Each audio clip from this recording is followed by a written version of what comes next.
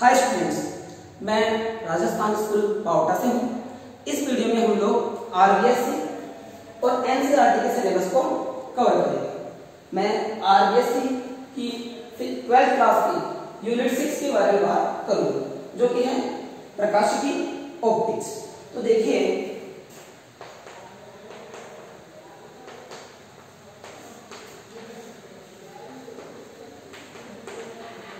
पहली बात कि ऑप्टिक्स क्या है। जैसा कि इसका नाम है ऑप्टिक्स, प्रकाशिकी, तो ये प्रकाश से संबंधित है। ये भौतिक विज्ञान की एक शाखा है, फिजिक्स की एक ब्रांच है, जिस ब्रांच में हम लाइट और लाइट से रिलेटेड जितने भी फिनोमेना हैं उनकी स्टडी करते हैं। मतलब प्रकाशिकी भौतिक विज्ञान की एक शाखा है, जिसमें प्रकाश व प्रकाश से संबंधित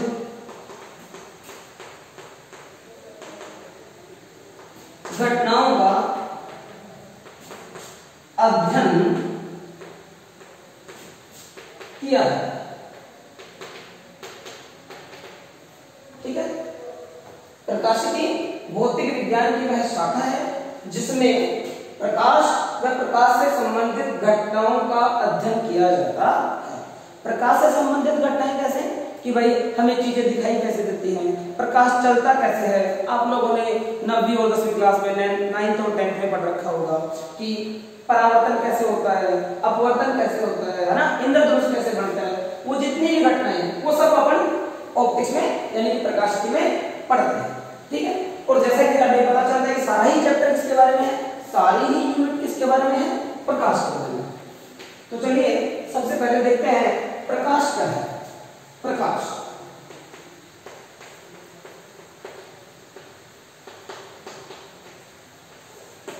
आप लोगों ने 9th और 10th में से डेफिनेशन सुनी होगी कि प्रकाश ऊर्जा का एक रूप है ना। 9th और 10th तक ठीक है।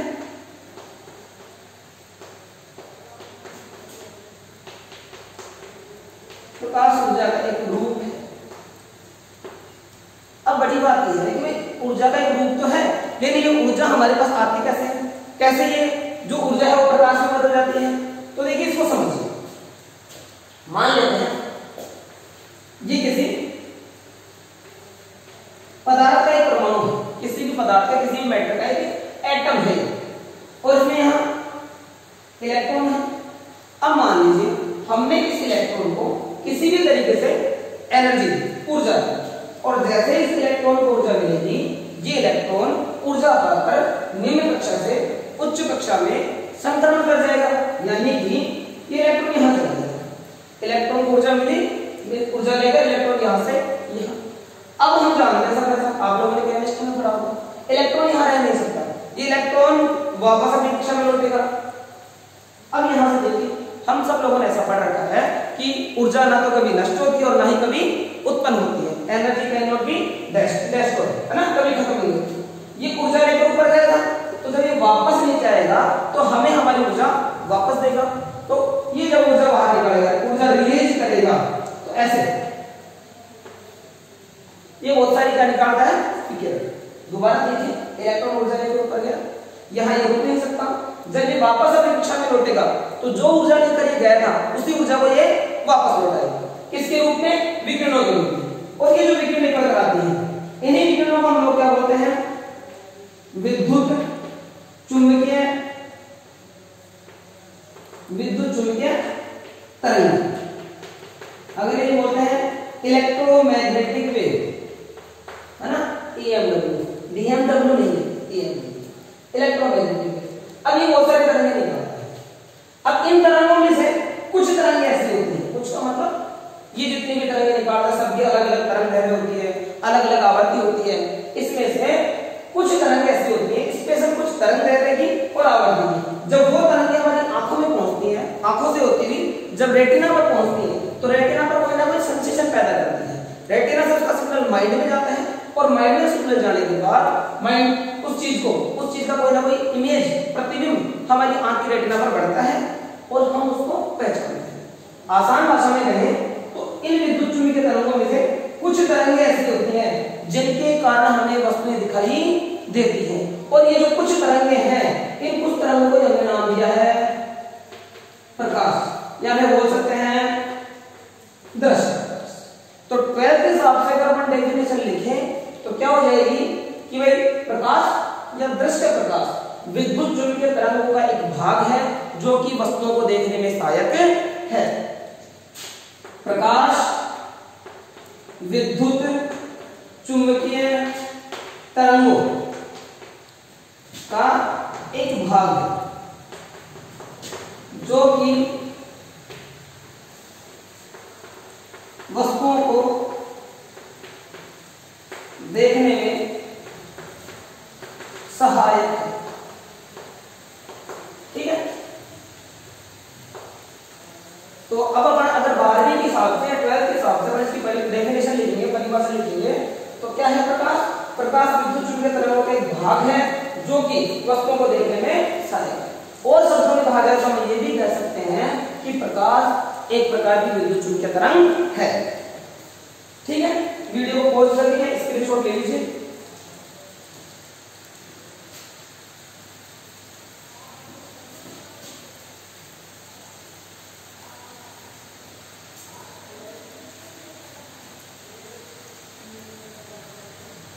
अब आगे की बात करते हैं। हमें पता चला प्रकाश विद्युत चुंबकीय तरंग। अब ये जो प्रकाश है, ये जो विद्युत चुंबकीय तरंगें हैं बेटा, ये बात मैक्सवेल ने कही थी बहुत बार। मैक्सवेल से पहले बहुत सारे साइंटिस्ट आए और उन्होंने प्रकाश को लेकर, लाइट को लेकर अपनी अलग अलग थ्योरियां दी, सबने अलग अलग बताया। जैसे कि न्यूटन आया, डेकार्त आया, न्यूटन, डेकार्त, इन सब लोगों का मानना था कि प्रकाश की प्रकृति कैसी होती है, कणीय प्रकृति का होता है। कण का मतलब जैसे चौक को फेंको, चौक सीधा चलता है, चौक सीधा चलता है, प्रकाश से सीधा चलता है। किसी धनुष से तीर को छोड़ा जाए, तीर सीधा जाएगा तो तीर की तरह चलता है। सब लोगों का प्रकाश को लेकर पहले ये मालूम था। फिर बाद में हाइजेंस आया, मैक्सवेल आए और भी बहुत सारे साइंटिस्ट आए।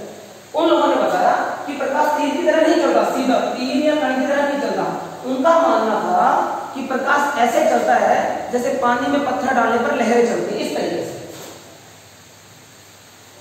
ठीक है, तो आधों का मानना था कि प्रकाश की प्रकृति कणीय होती है, कुछ साइंटिस्टों का मानना था कि प्रकाश की प्रकृति कैसी होती है, तरंग प्रकृति होती है। और इसी से लेके हमारी जो यूनिट थी ये दो जगह डिवाइड हुई है। चैप्टर नंबर 11 है, आरबीएस की बात कर रहा हूं। चैप्टर नंबर 11 है किरण प्रकाश की, चैप्टर नंबर 12 है तरंग प्रकाश की। इसका दूसरा नाम एक और भी लिखा गया है, प्रकाश की प्रकृति। एनसीईआरटी में ये 9 नंबर का चैप्टर है और ये 10 नंबर का चैप्टर है। बाकी बातें दोनों में एक। आरबीएससी में दोनों चैप्टर 9 मार्क्स के हैं, एनसीईआरटी में ये दोनों 11 मार्क्स के। ठीक है, तो अब अपना जो पूरा मुद्दा है वो इसी बात पर चलता है कि भाई क्या है। एक चैप्टर में हम पूरा किरण प्रकाश की पढ़ेंगे, अगले चैप्टर में हम लोग तरंग प्रकाश की पढ़ेंगे। तो हम चैप्टर नंबर 11 में स्टार्ट करते हैं, जो कि हमारे पास है किरण प्रकाश, है ना। तो ठीक, प्रकाश के बारे में हमने पढ़ लिया, प्रकाश की पढ़ ली, प्रकाश के बारे में प्रकाश का ये पढ़ लिया। इसके बाद में अब प्रकाश के कुछ गुण किस हिसाब से, किरण प्रकाश के हिसाब से। पहली बात क्या मानना था न्यूटन का, डेकार्त का, सबका, कि प्रकाश एक सीधी रेखा में चलता है। प्रकाश हमेशा कैसे रेखा में चलता है, सीधी रेखा। प्रकाश हमेशा सरल रेखा में गमन करता है। और ये जो प्रकाश का संचरण का जो पथ है या गमन का जो पथ है, इस पथ को हम लोग क्या बोलते हैं, किरण। प्रकाश हमेशा सरल रेखा में गमन करता है तथा प्रकाश के संचरण का पथ किरण है।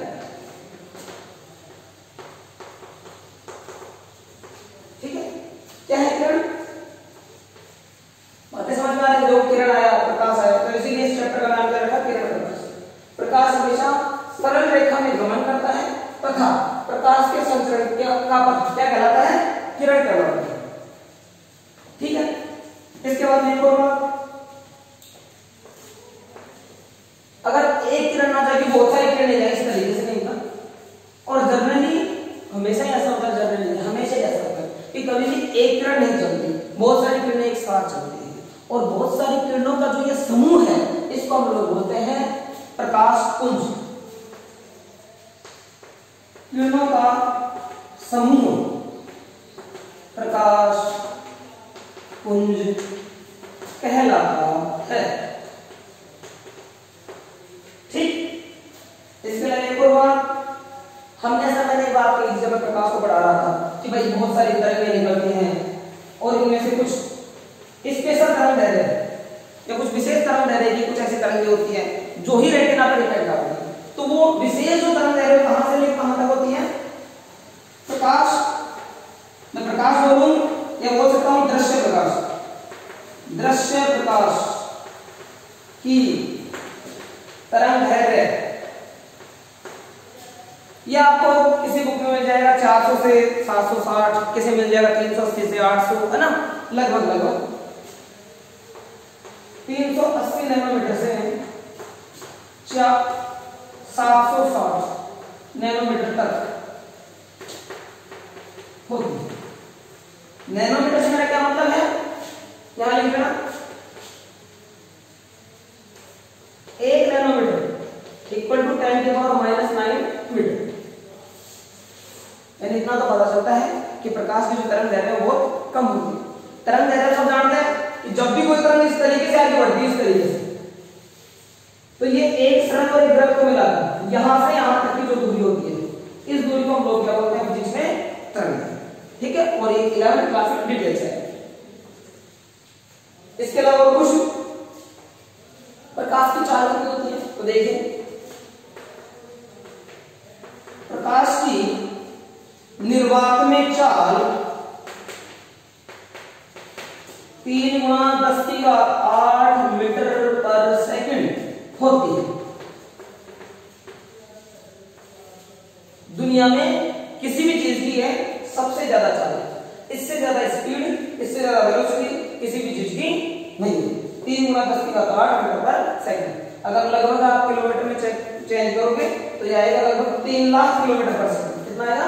3 लाख किलोमीटर पर सेकंड, जो कि बहुत ज्यादा है। वो करते हैं, स्क्रीनशॉट ले लीजिए आप।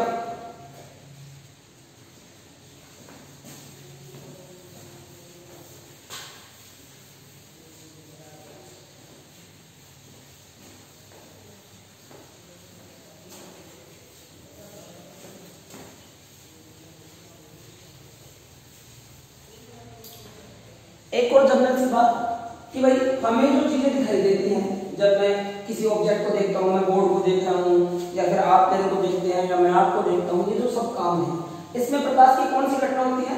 तो आप लोगों ने परावर्तन के बारे में पढ़ रखा ना, अभी डिटेल से बात करेंगे अपन थोड़ी देर बाद, लेकिन फिर भी मैं यहाँ लिख देता हूँ। हमें उसमें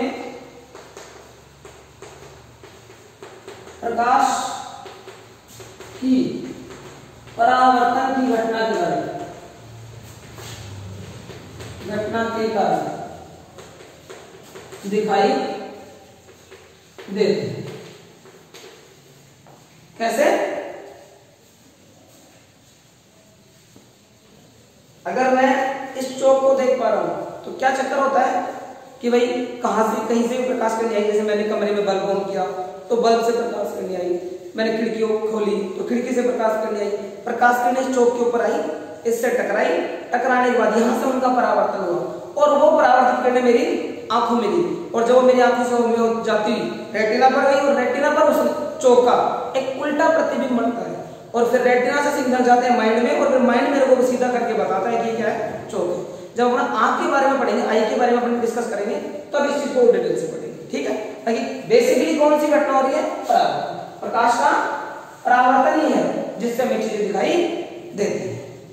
ठीक है,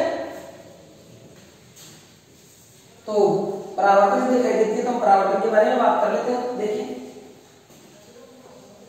एक और छोटी सी बात मैं आपको बताऊं, चलो दिखती है परावर्तन से, ये जो डिस्टेंस है कि ये किसी भी चीज की जो दूरी है कि भाई ये मेरे से 2 मीटर दूर है, ये मेरे से 10 मीटर दूर है, ये दूसरी चीज मेरे से 50 मीटर दूर है, दूरी का जो अंदाजा है या दूरी की जो कैलकुलेशन है वो कौन करता है? वो माइंड से होती है।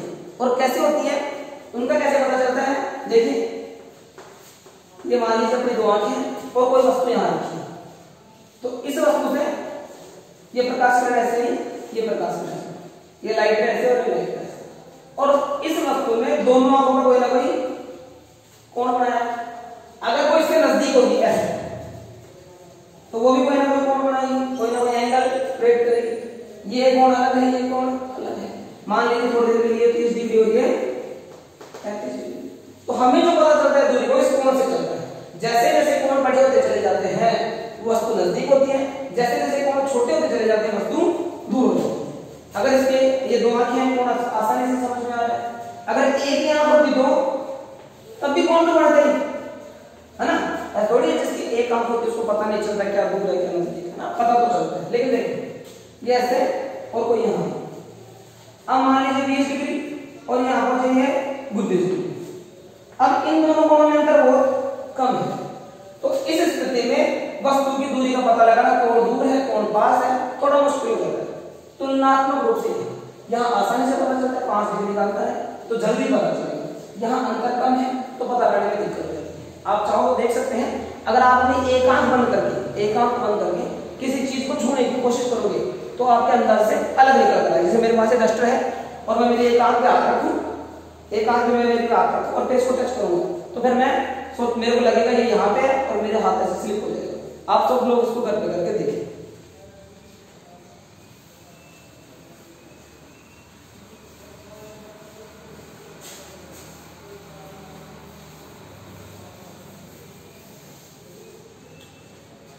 अब हम बात करते हैं प्रकाश के परावर्तन की।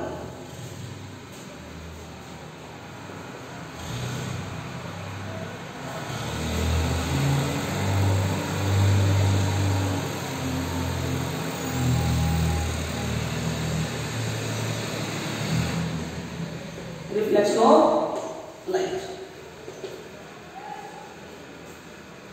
9th 10th में सबने थोड़ा थोड़ा फर्क है। बात कर क्या होता है कि मान लीजिए कोई एक ऐसी सतह हो,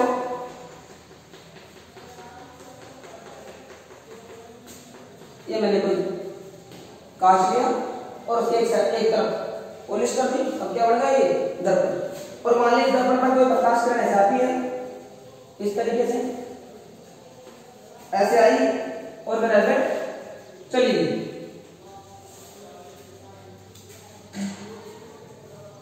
ये दोनों के बीच में बड़ी खींचते हैं ना, ज्यादा टाइम खराब नहीं करेंगे आप लोगों को पढ़ी हुई चीजें।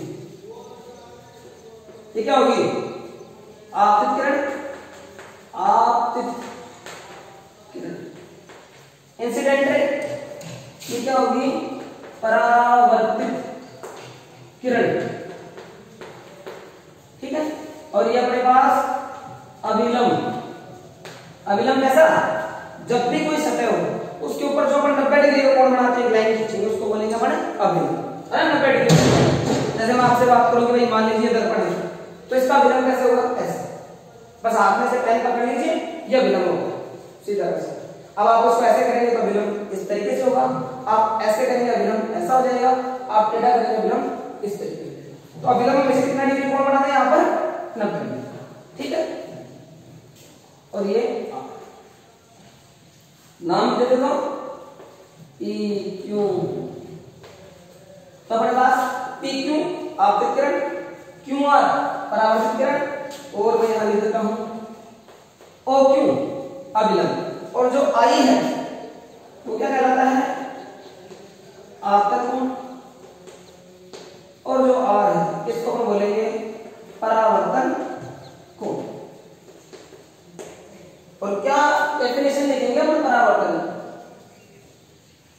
कि जब कोई प्रकाश किरण किसी सतह से टकराकर वापस उसी माध्यम में लौट जाती है। जब कोई प्रकाश किरण, जब कोई, यहां लिख दूंगा मैं, जब कोई प्रकाश किरण किसी सतह से टकराए,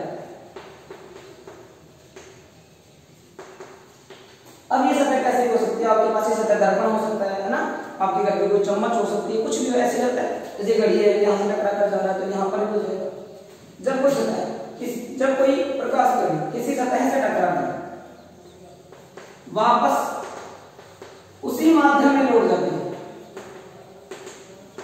माध्यम से मेरा क्या मतलब है, यहाँ क्या मान लिया तो यहाँ पर क्या है, वायु, हवा है कुछ आई, हवा में से आई और हवा में चली, मतलब जैसे जैसा माध्यम था पहले बाद में भी वैसे जैसी जैसी सिचुएशन आपतित किरण के लिए है वैसी परावर्तित किरण वापस उसी माध्यम में लौट जाती है। तो इस घटना को प्रकाश का परावर्तन। अच्छा देखिए यहाँ पर एक बड़ी दिलचस्प बात हम सब लोग एक और करें कि भाई जब कोई प्रकाश किरण किसी सतह पर गिरती है तो क्या सिर्फ परावर्तन ही होता है। देखिए जब भी प्रकाश किरण या प्रकाश खून किसी सतह पर गिरती है तो सतह के हिसाब से लगभग 3 घटनाएं हो सकती हैं। कौन कौन सी देखिए कि मान लीजिए मेरे पास में कोई सतह है, कोई सी सतह है, इस सतह पर प्रकाश की बहुत सारे किरणें प्रकाश हो जाता है। अब देखो क्या क्या हो सकता है, एक काम हो सकता है कि टकराकर वापस चली जाएंगे, ये जाएंगे या नहीं जाएंगे ये डिपेंड करेगा सतह पर। मान लेते हैं टकराकर वापस चलेगी, टकराकर वापस, एक बात। दूसरा काम हो सकता है ये मेरी कोण इसके सतह में से होती आर पार निकल जाए, जैसे किसी ग्लास पर टकराए और ग्लास के जगह आर पार निकल गई, उसको पार कर जाए, क्या बोलेंगे, पारगमित, ऐसा हो सकता है। या फिर हो सकता है सतह ऐसी हो कि इस प्रकाश किरण का क्या कर ले, अवशोषण कर ले, अवशोषण, है ना, ये यहां पर रिफ्लेक्ट हो गई, ये ट्रांसमिट हुई है और ये यहां पर एब्जॉर्प्शन हो गया, है ना, उन्होंने उसको क्या कर लिया, सतह ने प्रकाश किरणों को अवशोषित कर लिया। तो तीनों कामों में ऐसा ही हो सकता है। इस चीज को हम लोग क्या बोल देते हैं, परावर्तन। ये जो पारगमित होती है इसको हम लोग बोलते हैं अपवर्तन और अवशोषण को अवशोषण। आपने 11th क्लासेस करेंगे। अब जब भी कोई सतह होगी ऐसा कभी नहीं होगा कि एक ही काम हो, लगभग 2 या 3, क्या तो 2 घटनाएं होंगी या 3 घटनाएं, ये लगभग लगभग होती है। जैसे मान लीजिए दर्पण पर प्रकाश किरण है तो परावर्तन तो हो गया होगा, साथ साथ दर्पण कुछ प्रकाश किरणों को क्या कर लेगा, अवशोषण। हो सकता है 1-2 बार लेकिन करेगा जरूर, 2 घटनाएं होंगी। कोई पानी की सतह किसी बर्तन पर हम लोगों ने पानी किसी बर्तन में हम लोगों ने पानी भर रखा है, अब यहां पर गिरेंगे तो यहां पर क्या होगा, पानी की सतह से टकराकर वापस भी जाती है। क्या प्रूफ है साहब, हम लोग देखते हैं कि जब मैं किसी बर्तन में पानी भर दूं उसको, जब मैं उसको देखता हूं तो उसमें मेरे को मेरा चेहरा दिखाई देता है। तो मैंने बताया कि कब दिखती हैं चीजें, जब प्रकाश किरण टकराकर हमारी आंख में जाए तो हमारे चेहरे पर प्रकाश किरण यहां जाती है, फिर टकराकर वापस आंख में जाती है। तो यहाँ पानी की सतह पर परावर्तन भी हो रहा है, प्रकाश किरणें अंदर भी जाती है तो अपवर्तन भी हो रहा है। और अगर प्रकाश लगातार पानी की सतह पर गिरता रहेगा तो पानी की सतह का क्या बढ़ जाएगा, तापमान। तो मतलब तापमान बढ़ाने का हो रहा है, अवशोषण हो रहा है। ध्यान देने की बात, जब भी प्रकाश किरणों का अवशोषण होता है तो प्रकाश किस में बदल जाता है, ऊष्मीय ऊर्जा में। ये आपने 11वीं क्लास में पढ़ा। तो तीनों घटनाएं होती हैं, हो सकता है 2 हो जाए, एक तो कभी नहीं होती। अब ये बात अलग है कि जो घटना ज्यादा होगी हम लोग उसके बारे में स्टडी या अध्ययन करेंगे कि जहां पर ज्यादा प्रकाश किरणों का परावर्तन हुआ तो हम परावर्तन के बारे में अध्ययन करेंगे, ज्यादा का अपवर्तन हुआ तो हम अपवर्तन के बारे में पढ़ेंगे। अवशोषण जो था आपने 11वीं क्लास में ब्लैक बॉडी वगैरह पढ़े, ठीक है। तो हम जैसे यहां पर बात करें परावर्तन, उदाहरण लीजिए,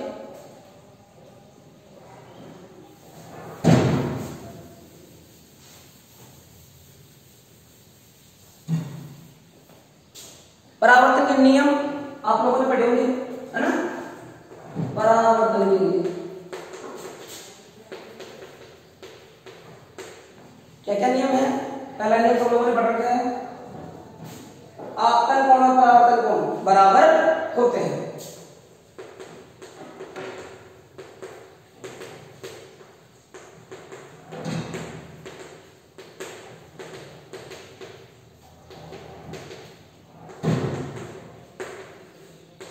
angle I equal to angle पहली बात, ठीक है। मतलब अगर ये 20 डिग्री का तो ये 30 होगा, ये 30 का 30 होगा, ये 40 का ये भी 40। अगला अगला क्या पढ़ा है? आपतित किरण, आपतित किरण कोमा परावर्तित किरण, परावर्तित किरण व अभिलंब, तीनों आपतन बिंदु पर एक ही तल में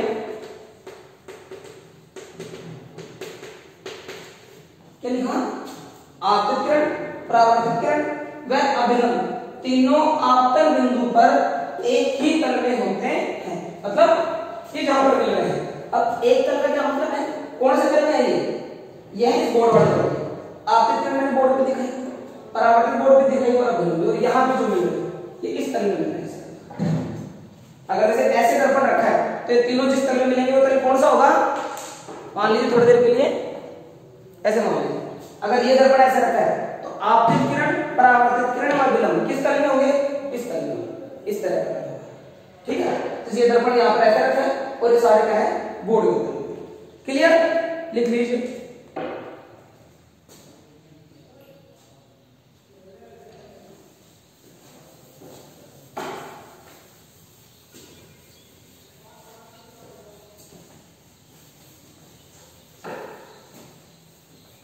एक छोटी सी बात हम लोग और करेंगे।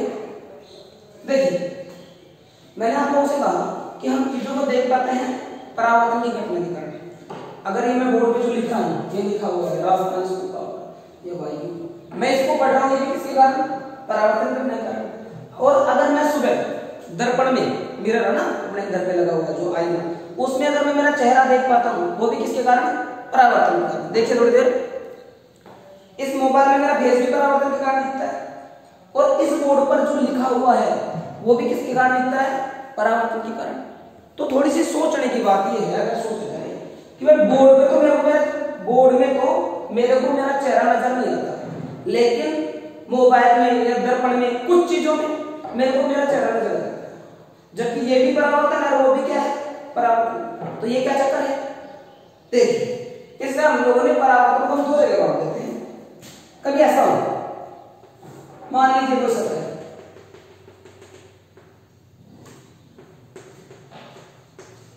ये कोई अपने पास समतल सतह है, ठीक है, और इस पर कोई प्रकाश करने से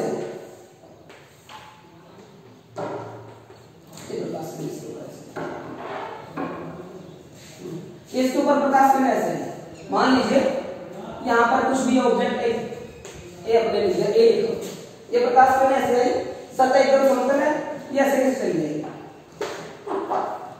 और ये ऐसे, तो ये जो पैटर्न वो लेके आई थी वही पैटर्न यहां बन गया। तो हम लोगों को ए यहां पर स्पष्ट दिखेगा कि भाई यहां ए था, यहां भी ए। इसका मतलब ये कैसा होता है? ये कहां होता है? मिरर में। अगर ये कोई आदमी यहां खड़ा था तो किसी आदमी का फेस है अपने को यहां दिखेगा, हम यहां से उसको देखेंगे, हालांकि दिखेगा तो यहां पे, लेकिन हम उसको देख पाएंगे। ये उसी पैटर्न को दोबारा फॉलो कर रहे हैं। कब? जब सतह एकदम समतल है। इस तरह का जब कहीं पर परावर्तन हो तो इस परावर्तन को हम बोलते हैं नियमित परावर्तन। अच्छा, दूसरा केस ऐसा हो सकता है, मान लीजिए कोई सतह है, इसमें प्रकाश किरण ऐसे आई, ये भी किसी ए पैटर्न को या किसी आदमी के चेहरे से आई। अब इसमें क्या होता है कि ये सतह क्या करती है? ऐसे आई और इस सतह को ऐसे भेज देती, कोई ऐसे चला गया, कोई ऐसे और कोई ऐसे, फैल गई अलग अलग दिशाओं में। अब अगर हम यहाँ खड़े होकर देखते हैं तो हमें ये चेहरा यहाँ पे दिखाई नहीं देगा। अब ऐसा क्यों हुआ? क्योंकि ये जो सतह है इसको हम क्या बोल देते हैं? ये खुरदरी सतह है। अगर हम लोग इसको यहाँ से जूम करके देखें तो इसकी शेप कुछ ऐसी है, जैसा कि इस बोर्ड को अगर आप फील करें, बोर्ड खुरदरा है, किसके तुलनात्मक रूप में? अपना जो दर्पण देखिए वो स्मूथ है और ये क्या है? खुरदरा, ये रफ सतह है। तो ऐसी जब खुरदरी सतह से परावर्तन होता है तो इस परावर्तन को हम बोलते हैं विस्तृत परावर्तन। और जब भी कहीं पर विस्तृत परावर्तन होता है तो विस्तृत परावर्तन में हम लोग उस सतह को देखते हैं सिर्फ, ना कि किसी के चेहरे को देखते हैं। तो बोर्ड, कॉपी, किताब, ये जो कुछ है इन सबसे कैसा परावर्तन होता है? विस्तृत परावर्तन। और अपने पास जो पानी की सतह है, घर पे लगा हुआ दर्पण है ना, कोई बर्तन है जो एकदम प्लेन है, ऑप्टिकली प्लेन हो जाएगा, ऑप्टिकली प्लेन हो जाएगा उसको। नियमित परावर्तन में क्या होता है? परावर्तित प्रकाश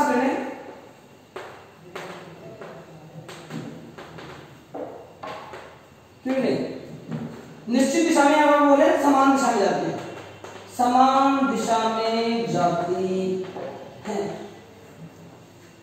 नियमित परावर्तन में क्या होगा? क्या होगा नियमित परावर्तन? परावर्तित प्रकाश किरणें समान दिशा में जाती है। यहां पर परावर्तित प्रकाश किरणें भिन्न भिन्न दिशाओं में जाती है।